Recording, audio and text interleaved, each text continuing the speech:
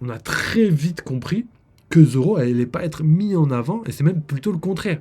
Quand on voit Lucci, Zoro, on comprend assez facilement que Lucci a été plus mis en avant que Zoro. Luffy, il a promis à Sentomaru que le vieux punk pourrait s'enfuir tranquillement et en sécurité, et au final, il a complètement failli à sa mission. Et c'est pas quelque chose d'anodin, c'est quelque chose de hyper fort. Hyper fort, il a quand même fait une promesse qu'il n'a pas réalisée, tu vois.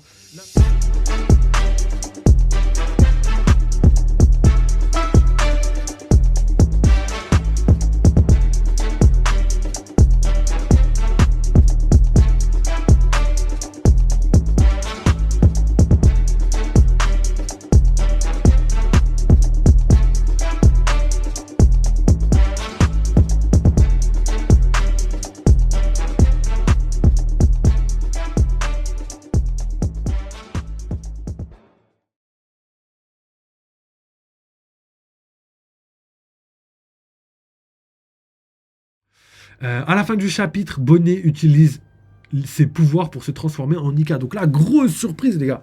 Grosse surprise sur ça. Pourquoi? Parce que j'ai eu plein d'interrogations. En fait, le délire, c'est que Vegapunk, enfin pas Vegapunk, c'est Saturne qui nous expliquait comment marchait le pouvoir de Bonnie. Donc en fait, on avait un pouvoir qui... Elle pouvait se transformer assez facilement, elle pouvait faire pas mal de choses, mais par contre, le pouvoir était censé ne pas marcher à partir du moment où le futur alternatif qu'il imaginait est impossible. Donc en fait, à partir du moment où elle a découvert que Luffy était Nika et qu'elle, elle pouvait pas devenir Nika, eh ben, elle pouvait, elle ne pouvait plus plutôt utiliser sa forme Nika parce que sinon, ça voudrait dire que elle pense que c'est un futur imaginable. En gros, les futurs imaginables et les futurs possibles, eh ben, elle peut les réaliser à travers son pouvoir. Par contre, les futurs impossibles, par exemple, si elle se dit demain, tiens, demain, là j'ai envie de me transformer en Kaido, eh ben, elle pourrait se transformer en Kaido et avoir la force d'un empereur. Sauf que Oda avait mis des barrières, en tout cas, à première vue, a mis des barrières à son fruit. Et en fait, tout ce qui n'est pas possible d'être exécuté parce que voilà, c'est impossible. Donc elle peut pas devenir Kaido parce que Kaido c'est déjà quelqu'un, tu vois. Eh ben, elle peut pas utiliser le pouvoir dans ce sens-là, tu vois. C'est-à-dire, elle peut pas se transformer en Kaido à cause de ça. Et là, en fait, au début, elle pouvait utiliser sa forme Nika, mais face à Saturne, elle n'arrivait plus à utiliser sa forme Nika parce qu'elle parce qu'elle pensait qu'elle pouvait pas devenir, enfin, d'après les traductions et d'après le message de Saturne, ce qu'il a voulu retranscrire, c'est vu qu'elle croyait plus au fait qu'elle puisse devenir Nika, parce que Nika est déjà quelqu'un, c'est Luffy, et ben du coup son pouvoir était amoindri, et du coup elle pouvait de moins en moins l'utiliser. Donc est-ce que là elle utilise le pouvoir de Nika mais en mode faible, c'est-à-dire comme elle l'a déjà utilisé comme Saturne, donc une bonne patate mais pas suffisamment pour égaler celle de Luffy, ou est-ce qu'elle est réellement capable d'utiliser ce pouvoir, ce qui irait en contradiction avec les explications, en tout cas avec ce qu'on a compris du message de Saturne. Est-ce qu'elle pourrait outrepasser le fait qu'elle puisse dépasser? Parce que si elle arrive vraiment à se transformer en Nika, eh ben rien ne l'empêche en se transformant en Kaido, comme je vous l'ai dit. Si elle est vraiment capable de faire des transformations comme ça, eh ben rien ne l'empêche d'être la femme la plus forte du monde, d'être même l'homme le plus fort du monde, ou même d'invoquer des créatures, j'en sais rien, tu vois, de se transformer en une créature inconnue, d'avoir la puissance d'une arme antique, je sais pas, tu vois. Si sa seule limite, c'est l'imagination, comme Luffy, ça va être compliqué. Ça va être compliqué de la rendre faible, surtout qu'elle a que 12 ans. C'est c'est vraiment une... C'est pas une aberration, mais pas loin, à cause du fait que dans One Piece, on n'a aucun pouvoir qui est aussi puissant, tu vois, vraiment aussi puissant. Et pour moi, si on confirme le fait qu'elle puisse se transformer en Nika et en même temps se transformer en n'importe quoi du moment qu'elle en ait envie, eh ben, personnellement, je pense que c'est le fruit le plus puissant de One Piece, tu vois. Pour moi, ce serait le fruit le plus puissant de One Piece. Et tous les autres fruits sont basiques. Pourquoi? Parce qu'en fait, tu peux te transformer en tout ce que tu veux. Et ce serait un peu trop cheaté. Je pense pas du tout. C'est pour ça que la première explication allait bien. Le fait que Bonnie puisse se transformer en quelque chose, mais que quelque chose qui est possible. C'est-à-dire, je sais pas, un futur alternatif où, je sais pas, je me transforme en, je sais pas, en moitié animal, moitié humaine, parce que voilà, c'est possible dans le futur qu'elle puisse. Après, c'est possible, mais pas via. Parce que là, du coup, ça inverse le fait que si elle a déjà mangé un fruit du démon, du coup, elle peut pas faire ça normalement. Ça veut dire qu'elle peut pas se transformer en animal parce que on sait qu'elle a déjà un fruit, donc c'est impossible qu'elle puisse manger un deuxième fruit et se transformer en un animal. Donc normalement, elle peut pas faire ça. Par contre, qu'elle puisse se transformer en Nika, c'était possible parce qu'elle pensait que c'était le possible, donc elle pensait que c'était possible, mais c'est devenu impossible depuis qu'elle a vu le flashback de son père, enfin même son flashback tout court, et que Luffy est finalement l'homme, la réincarnation de Nika. Donc est-ce que c'est parce qu'elle doute encore des pouvoirs de Luffy, entre guillemets, ou est-ce que c'est parce que justement Luffy est bel et bien, enfin Bonnie est bel et bien capable d'utiliser ce pouvoir dans ce sens-là. Donc voilà, vous comprenez un petit peu où je veux en venir, mais la première explication, elle est très très bien. Et là, cette phrase va en contradiction avec ce que Saturne a dit, en tout cas de ce qu'on a compris de ce que Saturne a dit. Donc on va voir si ça va être quelque chose d'explicite et que de logique, ou est-ce que ça va aller en contradiction et que bah, du coup, il va falloir se refaire une idée par rapport au pouvoir de son fruit.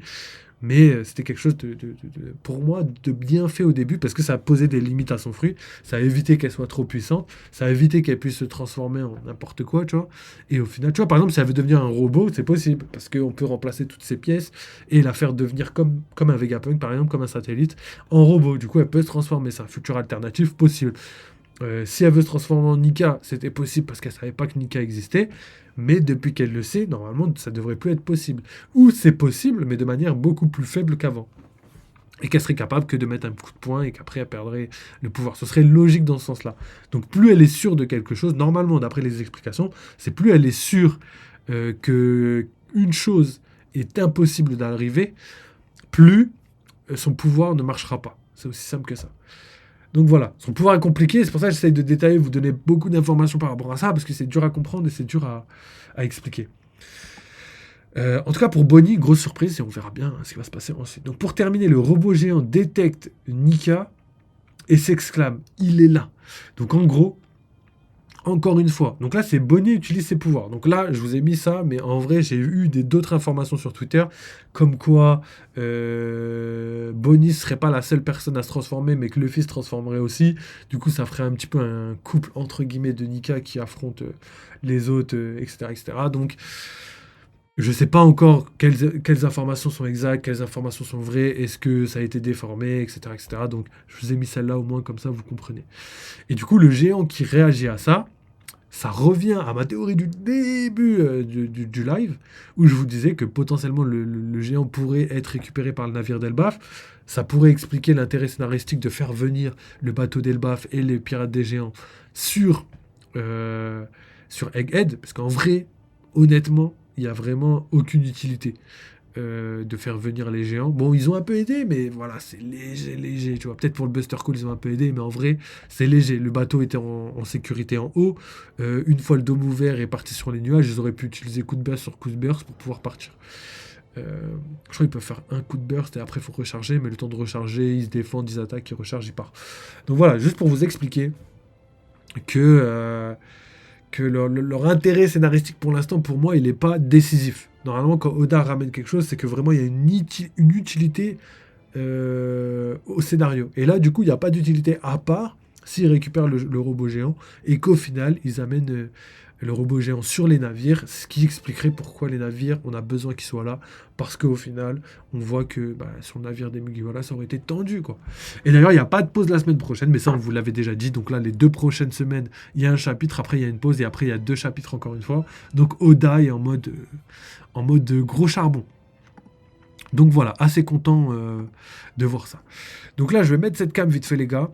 Je vais vous demander quelques secondes, juste le temps que j'aille chercher les dernières informations sur les spoils.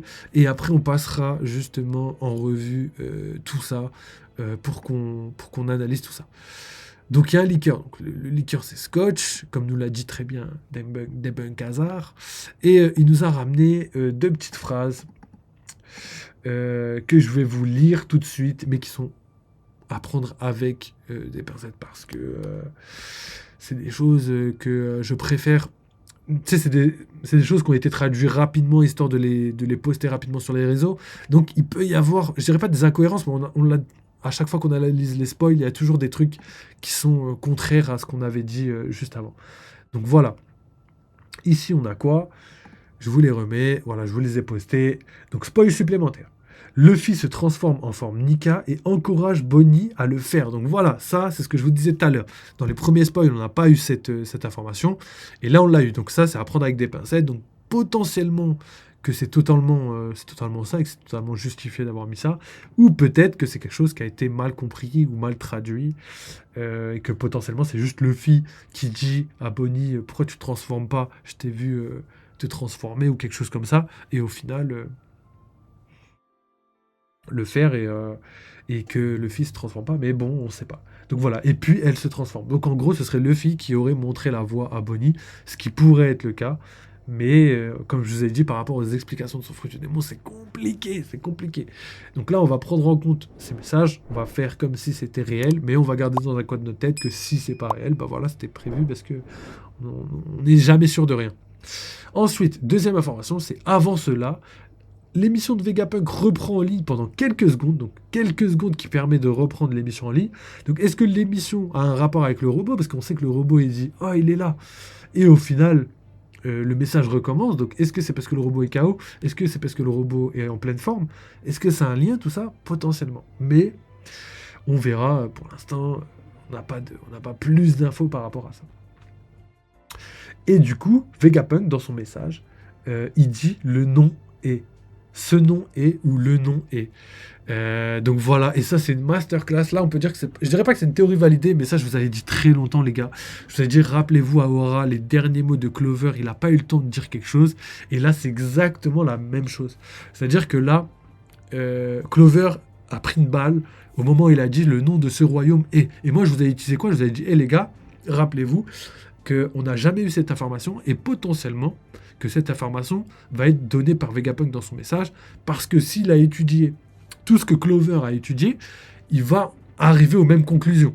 Et s'il arrive aux mêmes conclusions, ça veut dire que le message que Clover avait fait, et ben du coup, les dernières paroles qu'il n'a pas eu le temps de dire, et ben Vegapunk sera au courant de ça, et que c'est peut-être la chose que Vegapunk voudrait nous transmettre dans ce message. Donc c'était sûrement le nom de l'Ancien Royaume, donc le nom qui a une énorme importance, et du coup pour moi c'est exactement ce qui s'est passé.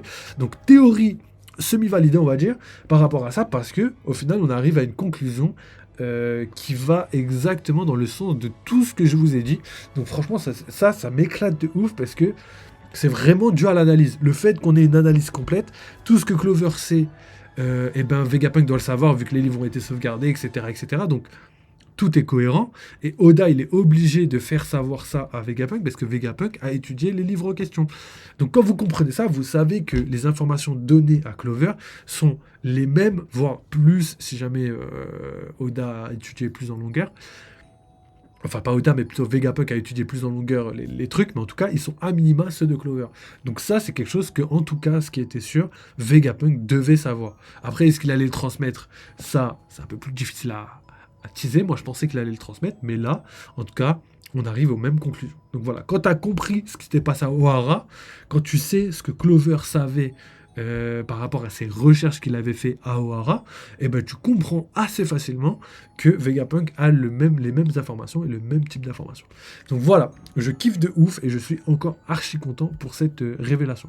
Et après, comme j'ai dit, prends des pincettes, ça se trouve ça va pas du tout être traduit comme ça, peut-être que c'est carrément autre chose et que je me trompe complètement. Donc voilà, c'est juste pour vous dire ça, si c'est ça, je suis ultra content, sinon bah c'est pas grave. On avance ensemble dans One Piece, c'est le plus important. Donc voilà, let's go, on va faire la petite analyse de la fin, on va discuter de tout ce qu'on a vu et de tout ce qu'on a parlé durant cette petite analyse des spoils, et on va faire un résumé, j'espère, assez conséquent, assez correct par rapport à tout ça.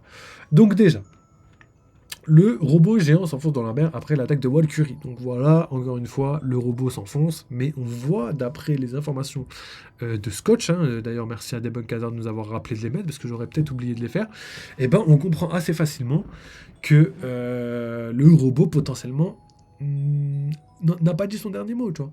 On sait que là, pour l'instant, c'est comme je vous disais par rapport à l'intérêt scénaristique de faire venir un bateau d'Elbaf, un bateau des géants, etc. Et ben là, c'est exactement pareil pour le robot. Quel est l'intérêt scénaristique pour le robot? Peut-être qu'il a un lien avec le diffus escargophone, donc ce qui permettrait d'envoyer le message de Vegapunk, parce qu'on voit qu'à chaque fois qu'il prend un coup, le message s'arrête, il tombe dans l'eau, il n'y a plus de message, et après, Nika et Bonnie se réveillent, et bam, le message reprend. Donc voilà, on a des interrogations par rapport à tout ça, mais on est sûr de rien encore. Donc voilà, ensuite, ça c'était pour le robot géant. Ensuite, on aperçoit d'autres personnages à travers le monde, dont Léo et Rebecca. Donc comme je vous l'ai dit, Léo et Rebecca on les avait déjà vus, donc je me pose des questions. Est-ce que Oda nous les met plusieurs fois justement pour nous transmettre certaines informations et que ces informations vont être traitées très prochainement, ce qui est totalement possible, étant donné que quand il ramène des personnages plusieurs fois, il y a deux possibilités. Soit le personnage a un intérêt pour le scénario, comme par exemple quand on a vu Dragon dans les flashbacks énormément de fois, c'est pas parce qu'il va venir, c'est parce que voilà, sa présence a une importance dans le flashback de Kuma.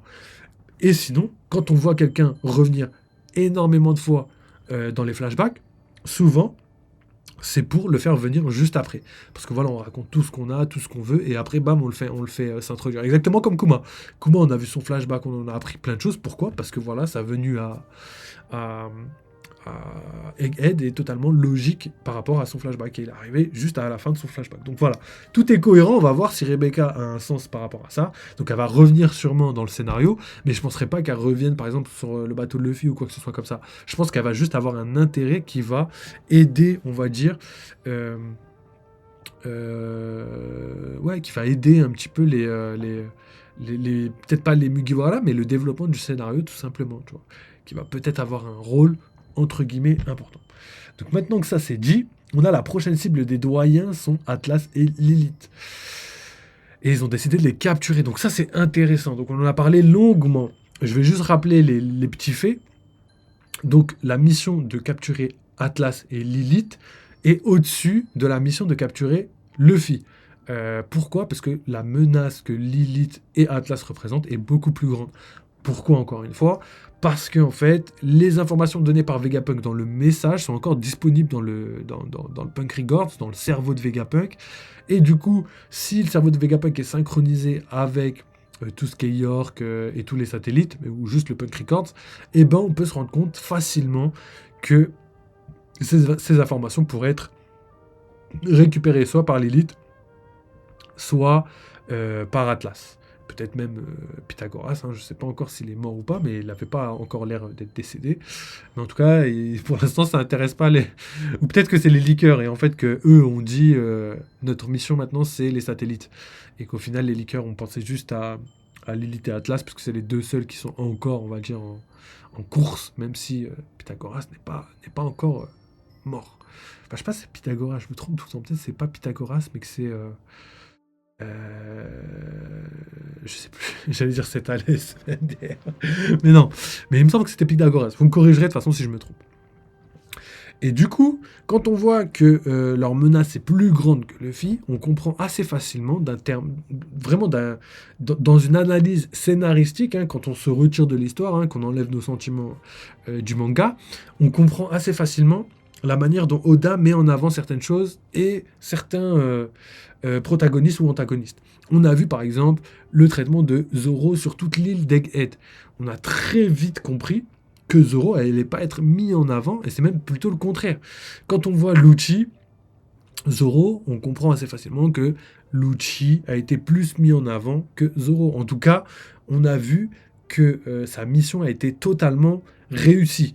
On a vu qu'il a réussi à retenir Zoro, il a même terminé, entre guillemets, d'une façon hyper digne et hyper badass, hein, et même à la fin du combat, Zoro voulait continuer de se battre contre lui, ce qui montre un petit peu en mode mais Zoro, qu'est-ce que tu nous fais, tu vois, on a envie de réagir comme ça. Tout le monde a dû réagir comme ça. Tout le monde était triste de voir que Zoro mettait hyper longtemps à se battre contre Lucci, alors que c'était pas censé être un ennemi hyper fort, tu vois. Après, moi, j'avais senti quand même sur la chaîne, hein, vous pouvez aller voir, les gars. Je pense que j'ai plus rien à prouver, mais c'est vrai que je l'avais senti sur la chaîne, je savais que C'était bizarre et que potentiellement Zoro pourrait être retenu par Lucci d'un point de vue scénaristique, mais pas que, parce qu'on a vu que la finalité du combat s'est arrêtée avant le chaos complet. C'est-à-dire que il aurait pu terminer son combat, mettre à mal Lucci et partir. Et du coup, pour le scénario, ça aurait marché aussi bien que là ce qui s'est passé. Mais Oda a préféré faire en sorte que Lucci ne pose pas le genou à terre, qu'il ne soit pas mis KO, qu'il soit encore, entre guillemets, capable de se battre, même si je doutais un petit peu. Et Zoro, il l'a mis plutôt en mode ouais, je veux continuer à me battre alors que tout le monde est en galère, Vegapunk est mort, on a échoué dans nos missions, mais moi je veux continuer à me battre. Donc vous voyez un petit peu le traitement que Oda a eu par rapport au Mugiwara. En tout cas pour Zoro. Ensuite, pour Luffy, c'est pareil. Luffy, malheureusement, sa mission c'était de protéger Vegapunk. Il l'avait promis à Sentomaru, rappelez-vous, il a promis à Sentomaru que le vieux punk pourrait s'enfuir tranquillement et en sécurité. Et au final, il a complètement failli à sa mission. Et c'est pas quelque chose d'anodin, c'est quelque chose de hyper fort. Hyper fort, il a quand même fait une promesse qu'il n'a pas réalisée, tu vois. Là, peut-être qu'on s'en rend pas compte. Mais Sentomaru était entre guillemets entre la vie et la mort. Et au final, il a fait une promesse parce qu'il savait que Sentomaru ne pourrait pas le faire. Et il n'a pas tenu sa promesse. Et Vegapunk est mort. Et du coup, ça a blessé beaucoup de personnes. Donc Sentomaru, potentiellement, il pourrait en vouloir à Luffy, ce qui serait totalement logique. C'était aussi... elle en veut pas à Luffy, mais elle a quand même souffert énormément du fait que Vegapunk soit mort. Donc là, on a quand même des répercussions notables. Et au final, on comprend assez facilement que non, Luffy n'a pas été à la hauteur, en tout cas en termes de scénario, de réaliser de ses missions. Et le problème dans ce cas-là, c'est que Luffy aurait pu faire les bons choix.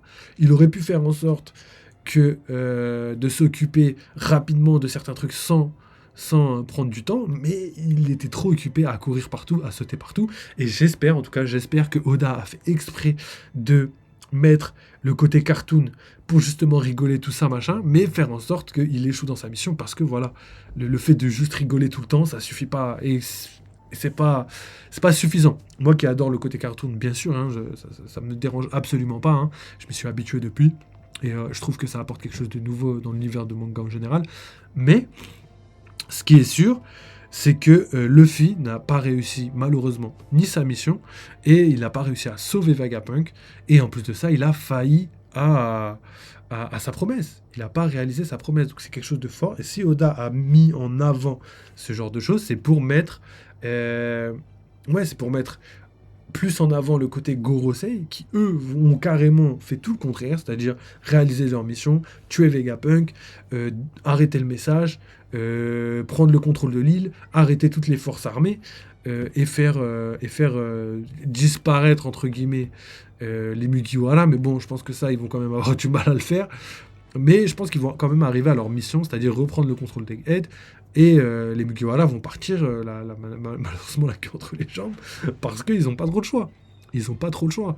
Ils ont malheureusement pas trop de choix parce qu'ils n'ont aucun échappatoire. Comme je vous l'ai dit, penser que les Mugiwara et les Gorosei puissent avoir un combat 1v1 et que les Mugiwara puissent en sortir complètement, c'est bafouer toute l'analyse des chapitres. C'est-à-dire, si vous n'avez pas bien lu le chapitre, vous pouvez potentiellement penser ça, mais c'est quand même assez difficile de voir quelqu'un autre que Luffy pouvoir battre un Gorosei, alors que Luffy lui-même n'arrive même pas à faire des dégâts, même quand il a utilisé des attaques qu'il a utilisées contre Kaido. Donc on a quand même des Gorosei qui ont une résistance similaire à celle de Kaido. Donc quand vous comprenez ça, vous vous dites, ouais, ça va être compliqué. Surtout que Walküre, je parle de lui, c'était le numéro 3. Donc voilà, pour le résumé, vous voyez un petit peu les traitements, même les traitements de faveur et les mises en avant de certains personnages. Pour moi, tout le camp Gorosei, gouvernement mondial, et entre guillemets marine, c'est une totale réussite. D'ailleurs, je ne sais pas si vous vous souvenez, mais plusieurs fois, beaucoup de personnes ont parlé du fait que la marine, depuis Marineford, ils ont enchaîné échec sur échec. Et ben là, je suis désolé, mais c'est une masterclass. Évidemment, c'est pas grâce à la marine, c'est grâce au gouvernement mondial. Mais là, c'est une victoire pour la marine. En tout cas, c'est quelque chose qu'ils vont pouvoir mettre en valeur, revendiquer, etc., etc. Donc ça, je trouve que c'est un très très bon point et c'est quelque chose qu'il fallait analyser profondément pour bien comprendre tout ça. Et je pense que vous voyez exactement les traitements de faveur qu'il y a en tâche de fond, tu vois, comme sur le phone, tu vois. En tâche de fond, tu comprends facilement ce que Luffy a échoué, mais dans le manga, quand tu le lis la première fois, tu te dis ouais, non, ça va, il s'en sort bien. Du moment qu'ils sont pas morts, que tout va bien, ça va. S'ils arrivent à s'en sortir en un seul morceau, c'est bien, tu vois. C'est ce que tu penses. Sauf que derrière, on s'en sort pas avec un seul morceau parce qu'on a perdu la moitié des satellites, on a perdu le Stella, on a perdu tout le contrôle Motherflame, machin chose, euh, et tout ce qui s'ensuit. Et au final, on n'a plus rien à faire. On n'a plus rien qui pourrait faire l'affaire plutôt. Donc voilà. Ça, c'était pour le côté les doyens et leur mission. Ensuite, il y a Mars qui attaque le navire d'Elbaf. Donc là, c'est lourd de ouf. Hein. Donc on voit Mars, encore une fois, hyper efficace parce qu'il arrive à se déplacer d'un point A à un point B hyper rapidement. Hein. Je vous rappelle que Luffy a mis 4-5 chapitres à se déplacer de ce point-là, d'un point A à un point B. Et là, Mars le fait en quelques cases. Donc c'est juste pour vous montrer un petit peu que les déplacements, voilà. Il arrive à gérer, tu vois. S'il utilisait plus son Gear 5 pour s'enfuir que son Gear 5 pour combattre, peut-être qu'il pourrait être beaucoup plus rapide. Mais là, malheureusement, il est vraiment, vraiment pas assez rapide, à mon sens en tout cas. Ensuite, on a donc les géants qui luttent pour défendre le navire d'Elbaf. Donc ça va être compliqué hein, face à Mars, ça va être très très compliqué. Hein. Ensuite, à la fin du chapitre, on a donc Bonnie qui utilise ses pouvoirs pour se transformer en Nika. Et si on doit rajouter aussi la phrase de Scotch, Luffy se transforme en forme Nika et encourage Bonnie à le faire. Puis elle se transforme en Nika. Donc voilà, comme je vous l'avais dit, explication par rapport au pouvoir de Bonnie. Le pouvoir de Bonnie, normalement, c'était un futur alternatif possible. C'est-à-dire que si son futur actuellement, elle sait dans sa tête qu'il est totalement impossible, eh ben normalement, il n'est pas réalisable. Son pouvoir perd son effet. Sauf que là, c'est tout le contraire. Pourquoi? Parce que si elle se transforme en Nika, on sait que Nika c'est Luffy. Et qu'elle, elle peut pas devenir Nika. Donc si elle peut pas devenir Nika et qu'elle sait qu'elle peut pas devenir Nika, et ben logiquement, elle devrait pas pouvoir se transformer en Nika. Donc potentiellement qu'il va y avoir une explication par rapport à ça, mais la première explication donnée par Saturne était claire et marchait bien pour restreindre un petit peu la puissance de son fruit. Parce qu'en fait, si elle imagine et qu'elle peut par exemple se mentir à soi-même et se dire ouais, je suis sûr que je suis la fille de Kaido par exemple, et qu'elle se transforme en Kaido, et ben ça ferait d'elle une des personnages les plus cheatés du manga, tu vois. Donc, et pour moi, ce serait le fruit le plus puissant du manga. Si ta seule contrainte, c'est ton imagination, pour moi, c'est clair, net et précis. C'est le truc le plus puissant du manga, même ouais, t'imagines, c'est même de tout manga confondu, ça pourrait être quelque chose de très très très très cheaté. Ok. Ensuite, on a quoi? À la fin du chapitre, Bonnet utilise ses pouvoirs, donc ça on vient de le lire. Le robot géant détecte Nika et s'exclame il est là. Donc ça c'est lourd, et d'ailleurs j'ajouterai donc l'autre phrase de Scotch. Avant cela, l'émission de Vegapunk reprend en ligne pendant quelques secondes et Vegapunk dit ce nom est. Tu vois. Donc ça c'est ouf. Donc déjà il a commencé sa phrase par le message de Vegapunk. Enfin, c'est pas le message de Vegapunk, mais le message de Vegapunk, il se terminait par parmi les G, il y a, enfin parmi vous, il y a mot, et après il y a une coupure, et juste après, ce nom est. Et après, le nom c'est quoi? Eh ben, c'est le nom pour moi, le nom de l'ancien royaume. Donc, vous voyez, on parle d'un message à une personne, et de l'autre côté, on parle d'un nom de l'ancien royaume. Et du coup, c'est deux choses qui, pour moi, sont les choses les plus importantes. Je dirais pas du manga, mais en tout cas du message de Vegapunk, en tout cas par rapport au siècle oublié, c'est les deux choses les plus importantes. Donc il faut vraiment garder ça en tête, et si jamais vous théorisez là-dessus, il faut vraiment mettre ça au centre de vos théories, en tout cas pour le Raftel, pour l'Ancien Royaume, pour l'histoire de Joy Boy, tout ce que vous voulez. Il faut vraiment mettre ça au cœur de vos théories parce que c'est des informations qu'on comprend maintenant qui sont parmi les plus importantes. Et c'est que des trucs qu'on aura énormément de difficultés à prédire. Donc voilà en tout cas pour ça. Et du coup, il n'y a pas de pause la semaine prochaine. Et on a fait le tour de tout ça. Donc voilà, vous avez mon avis sur tout ce qui se passe. Je vous ai détaillé chaque ligne, chaque détail. Je vous ai donné énormément de théories. Donc je pense qu'on aura fait le tour. Hein. Je ne vais pas passer par la case théorie parce qu'on l'a fait malheureusement pendant l'analyse des spoils. Mais demain, on reviendra de toute façon pour les spoils complets. On aura plus de détails par rapport à Bonnie. Est-ce que c'est le fait qui lui dit de se transformer? Par rapport au nom de potentiellement l'Ancien Royaume, au nom de la personne qui est parmi les dix, j'en sais rien, tu vois. Mais Tout ça pour vous dire qu'il y a encore des informations à clarifier, malgré toutes les approches qu'on a eues de chaque information.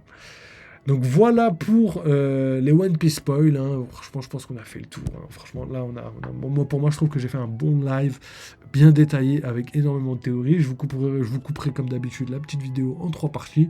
Comme ça, vous aurez toutes les informations détaillées avec on va dire des temps raisonnables. Et d'ailleurs, n'hésitez pas à aller regarder les parties à chaque fois, parce que souvent, dans les premières parties, j'explique et je détaille, et dans les deuxième, troisième parties, je reprends les éléments que j'ai placés au début. Donc il y a beaucoup d'importance à tout regarder dans l'ordre, mais bon, je pense que vous le faites déjà, et d'ailleurs, merci à tous ceux qui le font et qui l'ont fait. Donc voilà en tout cas pour One Piece, hein, petite auto-promo les gars, comme d'habitude, il y a toujours la souscription YouTube pour le côté développement financier de la chaîne YouTube. Vous n'êtes pas obligé comme d'habitude, faites-le de bon cœur ou faites-le pas. Et sinon, vous avez aussi le petit like, le petit follow, le petit commentaire, parce que c'est pour moi le plus important, c'est ce qui nous permet de nous développer actuellement et ce qui même permet le plus de développer la chaîne. Tu vois, franchement, le petit follow, je pense que c'est le plus important, ce qui nous permettrait de faire l'affiliation YouTube, tout ça là, ce serait vraiment cool en tout cas. Merci à tous ceux qui ont déjà follow, à tous ceux qui font le taf, à tous ceux qui commentent les gars, merci beaucoup. D'ailleurs, je vois vos commentaires, même si je réponds pas toujours parce que j'ai pas trop le temps. Des fois, je réponds en vidéo parce que les messages sont trop conséquents. Mais en tout cas, je suis hyper content d'avoir vos retours et tout. Et d'ailleurs, quand c'est des messages bienveillants, j'essaye quand même un minimum par respect de répondre. Mais voilà, en fait, plus il y a de messages, plus c'est compliqué. Je pense que vous comprenez assez facilement. En tout cas, voilà. Hein. Moi, j'ai kiffé ce live. J'ai kiffé les spoils. Je m'attendais pas à autant d'informations, malgré le fait que potentiellement le scan est très très court, 13 pages, comme a dit Debunk Hazard. Donc, on va voir tout ça ensemble. Et j'espère que ce sera court, mais très intense et fort en qualité. On va dire ça. Pour moi, c'est pas la quantité, c'est la qualité, comme d'habitude, vous connaissez. Donc voilà, je pense que j'ai fait le tour de tout ce que je voulais dire, tout ce que je voulais faire. Je pense qu'on va s'arrêter là pour ce live-là. Et puis voilà, je pense que j'ai plus rien à dire d'autre. Donc voilà, oubliez pas, il y a encore 2 petites vidéos qui arrivent très bientôt, hein, même 2 grosses vidéos, hein, une vidéo théorie et une vidéo Pimento, divertissement en lien avec One Piece. Ça arrive très bientôt, je pense que vous allez kiffer, vous allez rigoler et tout. Et il y a aussi des trucs de prévus très prochainement. Bon, j'en parlerai plus en détail la prochaine fois. Mais voilà, je pense que j'ai fait le tour. Je sais pas, 1h16, là, ça fait un petit moment quand même que je live. J'espère que vous avez kiffé ce live. N'hésitez pas à commenter, à me dire là, de vos théories ou même ce que vous pensez de ça. Est-ce qu'il y a quelque chose, par exemple, dans la vidéo qui vous a fait tilter ou réfléchir par rapport aux informations, et du coup je partagerai tout ça, même si vous avez des théories que vous voulez pas faire de chaîne YouTube parce que vous avez la flemme. Il y a le Discord, mettez-le soit en commentaire, soit dans le Discord. Je préférais dans le Discord, mais je sais qu'il y en a qui sont la flemme et tout, mais voilà. En tout cas, merci encore à tous ceux qui soutiennent. Je suis obligé de le refaire plusieurs fois, mais ça fait grandement plaisir. D'ailleurs, je voulais vous dire un truc. On est toujours de plus en plus nombreux sur la chaîne. Ça fait trop plaisir, hein, malgré des fois des petites baisses des petites baisses de trucs là. Je sais pas, de stats, tout simplement, des baisses de stats. Vous êtes quand même de plus en plus nombreux, ça fait extrêmement plaisir. Et souvent les gens reviennent, commentent et tout, donc vous êtes de plus en plus participatifs, ça fait vraiment plaisir. Donc voilà les gars, si je peux vous apporter un petit peu de trucs sur One Piece, hein, des informations, des trucs que vous n'avez pas vus et tout, n'hésitez pas. D'ailleurs, j'ai plein de concepts que j'aimerais faire, mais malheureusement j'ai pas le time. Comme vous avez pu voir, déjà j'ai live trop tard, donc j'ai pas le time de tout faire. Mais en tout cas, ça m'a fait plaisir de partager ce petit live avec vous. Donc voilà, je m'arrête là pour aujourd'hui. N'oubliez pas, vive les jeux vidéo, vive One Piece, et nous on se capte très très vite. Donc prenez soin de vous et à bientôt. Allez, ciao les mecs.